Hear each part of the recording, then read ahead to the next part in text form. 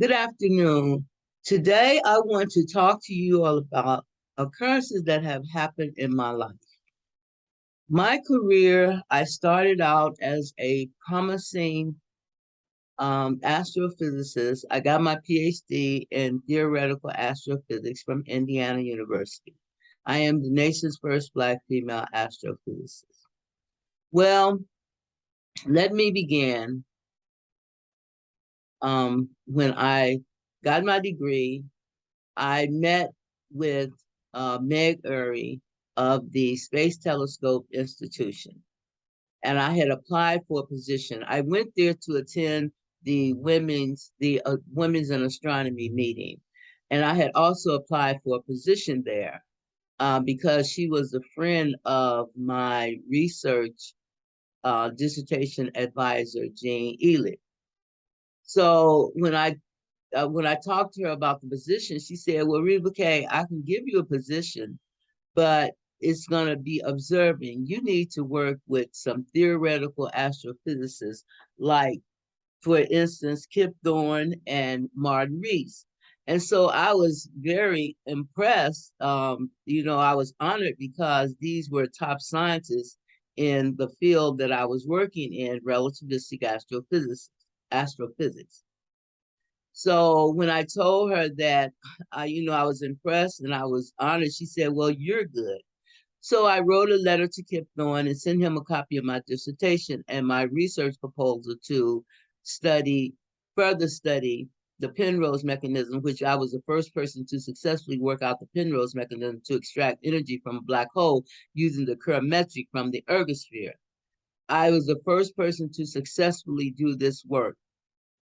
Scientists over about 2 decades had attempted to work out the Penrose mechanism, but with little success. I was able to succeed because I worked out the trajectories for particles that orbit outside the equatorial plane. And therefore, I was able to calculate the escape conditions effectively and thus extract energy and momentum that was comparable to what we were observing. So I sent my work to Kip Thorne at Caltech, in which Roger Blanford was also on the faculty there. In 2 weeks, I was planning to go to the relativistic astrophysics conference that they were having at Caltech. We're at actually the University of California, Berkeley. And so when I got there, Kip Thorne wasn't there, but I got there that Sunday, and the meeting was for a week, actually from Sunday to Friday. So I met with Roger Penrose, and I told him that it worked because I had met with him in 1988 and told him that I was working on the Penrose mechanism. And I also attended that meeting, which was a relativistic astrophysics meeting, and I wanted to find out why people had not worked on the Penrose mechanism. And then I found out that it was because no one could successfully work it out. And I also got feedback that it was about time somebody worked that mechanism out. So in 1992, at this meeting, at the present meeting that I had attended, Penrose was there and I told him that it worked. So I was presenting a poster board. I think it was on maybe that Wednesday. But on Thursday or Tuesday, Carl Fixel was reporting on the recent gamma ray observations that had been taken by the Gamma Ray Observatory. And he mentioned at the end of his talk Kip Thorne, and he said Kip Thorne and his group suggested to use the magnetic field of the black hole. Well, that was uh my proposal that I had sent to Kip Thorne prior to that.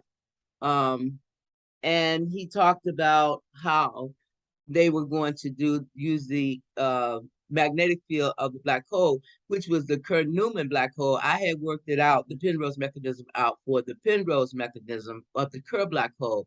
And I had proposed to do it for the Kerr-Newman black hole, which had charge and then therefore would have a magnetic field. And I was going to use the magnetic field to further accelerate the particles into the jets. Well, I had got them escaping in the form of jets, but I thought that I needed the magnetic field of the Kerr-Newman black hole.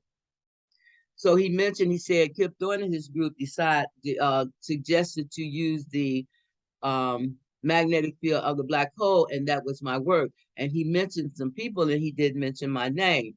So I was highly, basically crushed, because I knew that this was my work, and I did not want people to steal my work before I got credit for it. So when I presented my poster board, I asked people about Kip Thorne and, the kind of person that he was. And the feedback that I got was not very good about Kip Thorne. So by this time, Kip Thorne arrived that Friday. And so by this time, I had told people what had happened and how he had used my work. And so when he came, people pointed him out and said, Kip Thorne is over there. So I went over there and I introduced myself. And he said that he, had gotten my letter and everything, and that he would talk to me after he went to lunch, came back from lunch with name? Stephen Hawkins, I'm sorry, Stephen Hawkins. And so when he got back, I was talking to Jana Levine, and Joseph Silk. And so Kip Thorne, he took me around the corner and away from the crowd. And he told me that he had gotten my letter and everything and my proposal. So I immediately asked him, like, well, what did you think about me using the Kerr-Newman black hole to generate the jets? And he said, well, I didn't get that far. I just was so impressed with your cover letter. And then I said, well, you had to, because Kerr, Carl Fixel, he mentioned it in his talk, and then he said, well, I don't know what he said because I wasn't there. So I saw that he was going to play this donut role. Now, at this time, I was crushed, okay? And so I just said, okay, well, and then we talked about the letters of recommendation. He said he would get back with me after he received the letters of recommendation. So the rest is history. So when I got back home to Indiana University, I was very hurt about it, and I had it was past the deadline for them to send the host a letter from the host university, which would be Caltech, that I would go there for a year, and the Ford Foundation postdoctoral fellowship, they would pay for me to go there and work with Kip Thorne. So I hadn't heard from Kip Thorne, and I sent him an email. So he sent me an email back and said that they would be glad, he and Roger Blanford and Sterling Finney, they would be glad for me to come to Caltech, but there was a caveat. I had to stop working on the Penrose mechanism. He said, write up what you have now, but we suggest that a graduate student, a postdoc, should do work in another field, another area besides what the work that they did in graduate school, or what I did for my postdoc, which was very strange, even to my advisors, because they knew that I had done something that was, first class. It was something that no one had done, and that I could capitalize that and further my career. And I had a promising career of being a successful astrophysicist. So I knew that if I went to Caltech, that would be the end of my career. So I applied for University of Florida, and as for them to be the host institution, in which I would work with Henry Candriff. So I told Kip Thorne that it was too late, for me to get the application in, and I'll just call it a day. So I thought that was it. And I asked him to return my dissertation. So I was hoping and praying that was it, and that he only wanted to borrow my model, or a mention of my model, just because he was working on the LIGO project, which was taking a lot of the money from the National Science Foundation and thus from other scientists. So I just, hoped and prayed that he would leave it there, but they didn't.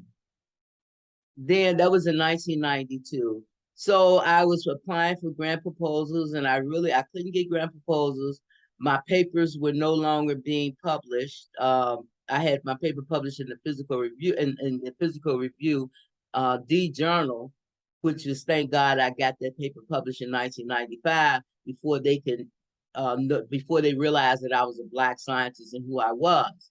So then I just, I applied, I couldn't get positions. So, I mean, I couldn't get grant monies, and I was dealing with the racism that was going on at University of Florida, from Stan Dermott, the Department of Astronomy, and also Steve Detweiler. So I took a position at a visiting professor position at North Carolina A&T, a historical Black university, and at Bennett College.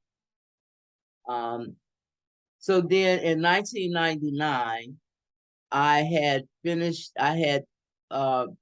actually revised a paper that I had submitted to the Astrophysical Journal in 1995 about the Penrose mechanism, and they said that it was too similar to my physical review paper of 1995, and so therefore I had to. I spent like 4 years actually from 1996 to 1999, well 3 years, figuring out how to calculate a luminosity from my model, and I did, and I submitted that paper in January of 1999. Now, prior to that, in 1998 of November, I submitted my research proposal to the National Science Foundation. And by this time, I had gone to Israel, and I found out about how my particles were escaping in these vortical type orbits from Fernando de Felice. And when I studied them closely, I saw that I really didn't need the magnetic field, that the black hole was actually generating the jets and the jet structure and formulating the jets in these vortical orbits that would escape to infinity, that is far away from the black hole. So I submitted my proposal. I submitted that paper in January. Then I submitted another paper to Physical Review Journal, which I was saying how the jets could be, that the black hole, the gravitomagnetic field, could actually generate asymmetrical jets. So neither one of those papers were published. However, after I submitted my work in November 1998, in January 1999, a letter paper came out, which was at the time when they were would be reviewing my proposal. A letter paper came out by Julian Krolik at Johns Hopkins University, which was a colleague of Viznik, editor, science editor of Viznik at Astrophysical Journal, um, saying that, oh, we've been looking at this the wrong way. These were accretionist people, and that we should be looking inside the ergosphere. And my work was one of the few works that had talked about the ergosphere. And in that work, I had, in the 1995, I had talked about it. And also from my 1995 paper, I was just getting the international recognition. Like in 1997, when I went to Israel and gave a talk, people were saying, okay, you wrote that big 41-page paper. And so I was beginning to get international recognition for my work. But these scientists decided to steal my work, okay? Viznik was the science editor, so they published these letter papers and got them through as if they had discovered that you can actually extract energy from the black hole. All of my work that I had done, they attributed and said it was Blanford type model. Now, that was a competing model that was using just electrodynamics to generate the jets, which I was going to work on that. I did work on it, and I saw that it did not work. I ran into the same problems that Blanford had run into. People in the field, like specifically my advisor, Jean Elick, she said you could not qualify those particles, that model. And then Punsley, he had also showed that there were problems of causality, that actually you could not get the magnetic field to anchor to the black hole like Blanford had proposed. So the model basically lay dormant. And so when they found out about my work, then all of a sudden they resurrected this model, said that my work, my model, I had specifically theoretically and numerically showed what my model was doing, and they gave credit to Blanford's denied type model. They wrote a whole lot of papers of like they gave my work to their graduate students. They wrote tons of papers about how they had worked out the energy source of quasars, and they kept my work from being published. And so this went on from 2000. All right. This went on from January 1999 up until today. And when the observations of the shadow of a black hole came out, they had formulated a library from my calculations to predict what they should observe. And they have been stealing my work, and all of my grant proposals that I proposed through the years up until 2014, they just constantly stole my work and kept me from getting grant proposals. And they destroyed my career. And now I am here to get my check. Thank you.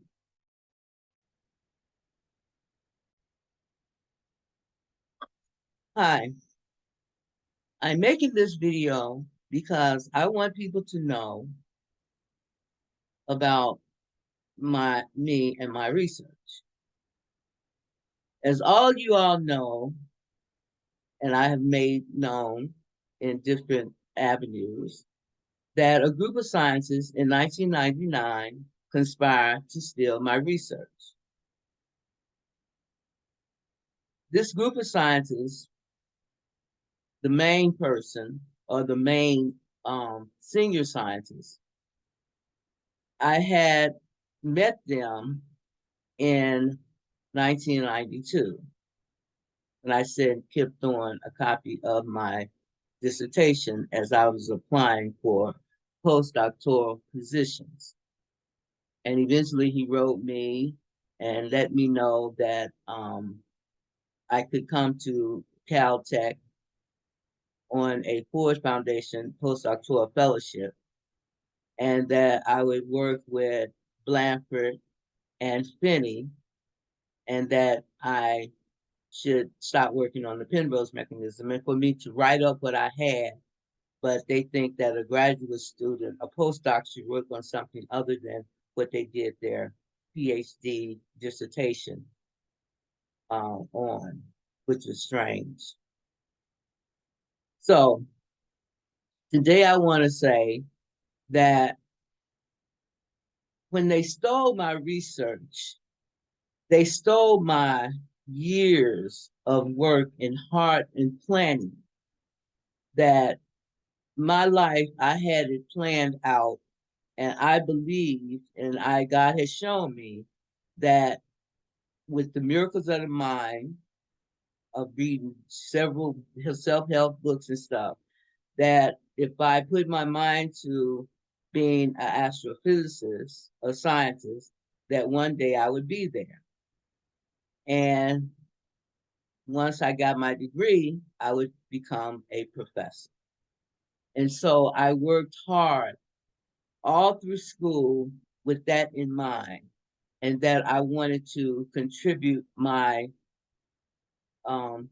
scientific knowledge, my research. I wanted to make a contribution to science, and that along the way, I would fulfill my dreams and goals. And once I got there, by applying my faith in God and planning and visualizing and meditating on my dreams and goals, that I would write a book and tell people about putting their faith in God and believing, and just all the things that I use and that I practice on using my mind, the miracles of my mind, along with my faith.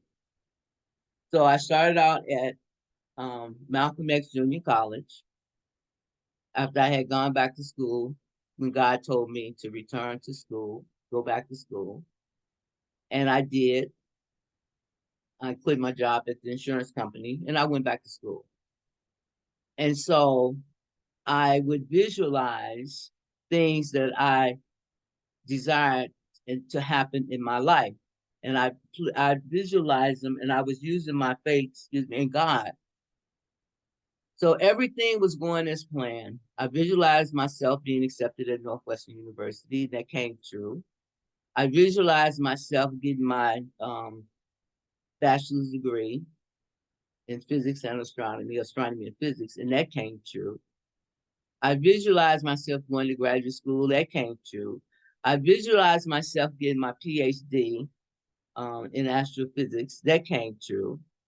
And so along the way, I ran into racism, different people or professors giving me a lower grade, but they couldn't be totally unfair. They couldn't openly be racist against me because my grades um, were high. And if they were to give me a bad grade and I deserved a good grade, it was easy to show that I had it right and they marked it wrong.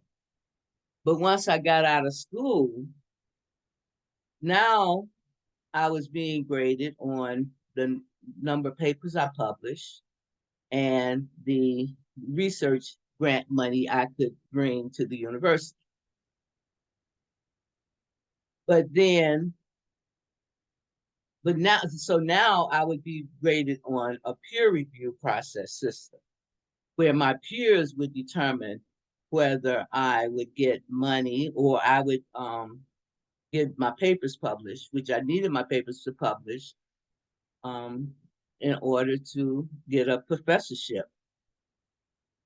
So when they decided to keep doing Blanford, um, they were the initial ones. But then in 1999, after I had published my physical review paper of my dissertation in physical review, I published it in Physical Review D.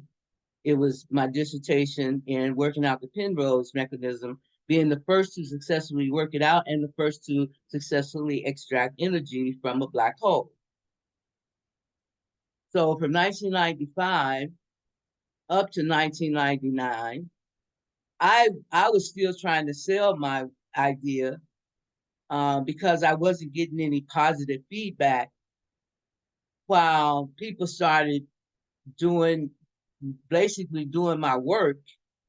And I just thought that they were just catching up.